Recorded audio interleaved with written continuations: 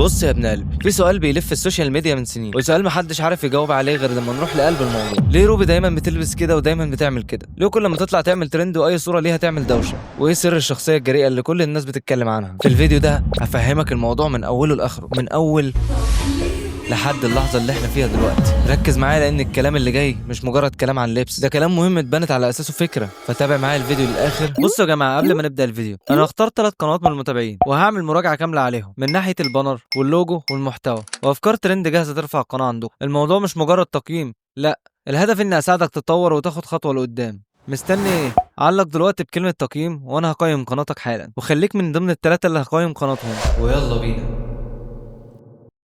انا بصراحه عمري ما شفت فنانه زي روبي، مش لانها اجمل واحده يعني ولا انها احسن صوت، لكن لانها اجرأ واحده قدرت تحافظ على الجرأه دي لمده 20 سنه. تخيل بقى 20 سنه. روبي من اول يوم قالت حاجه بسيطه جدا بس محدش نسيها: انا بعمل اللي انا شايفاه صح، واللي شايفنا غلط ما يتفرجش. وهي دي الشخصيه اللي كل الناس مش عارفين يفهموها. بدايه الحكايه، تعال نرجع لاول ظهور لروبي كده. كانت الدنيا كلها وقتها ماشيه على شكل واحد، فنانات بنفس الستايل، نفس اللبس، نفس الحركات، لحد ما ظهرت بنت رفيعه بسيطه وشكلها مصري وقوي، لكن شكل لبسها مختلف تماما. ليه؟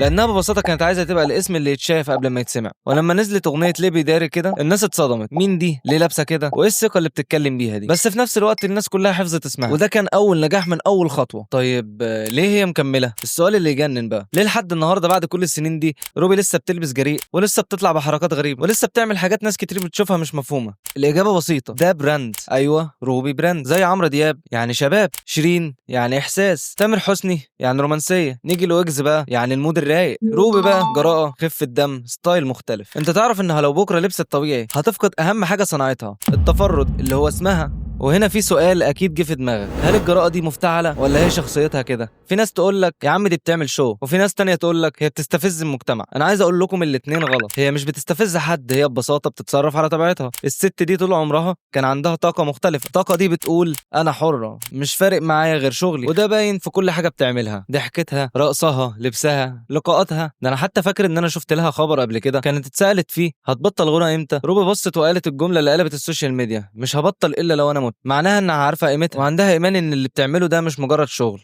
ده فن وهي جزء منه يعني. وهنا نخش على سؤال خطير، هو احنا ليه بنهاجم روبي؟ نبقى اول ناس نفتح الفيديو بتاعها، ليه بنقول لبسها اوفر وبعدين نشارك نفس الفيديو على الجروب؟ الحقيقه بقى ان المجتمع بيحب الجراءه بس بيخاف يعترف، واحنا طول الوقت بنعيش بين اللي عايزينه واللي هو مفروض علينا كمان. وروبي بتلعب في المنطقه دي بالظبط، بتديك المختلف بس من غير ما تعدي الخط الاحمر. في النهايه روبي مش بتلبس كده عشان تعمل شو بس، ولا عشان تلفت الانتباه، ولا عشان ترند. هي بتلبس كده لانها عايزه تفضل مختلفه، عايزه تحافظ على البراند بتاعها، وعايزه تبقى النسخه اللي هي مقتنعه بيها، مش النسخه اللي الناس عايزاها. عشان كده كل ما روبي تظهر الدنيا تتقلب. وقبل ما نقفل الفيديو عايز اسالك سؤال، انت شايف ان اللي بتعمله روبي حريه شخصيه ولا اوفر؟ اكتب رايك تحت، ولو الفيديو عجبك اعمل لايك وشير، وخلي الحوار يكمل في الكومنتات. ولو عايزين اعمل حلقه عن فنان او فنانه تانية بنفس الاسلوب قولوا لي اسم مين في الكومنتات. عاش يا بطل انك وصلت لاخر الفيديو. سلام.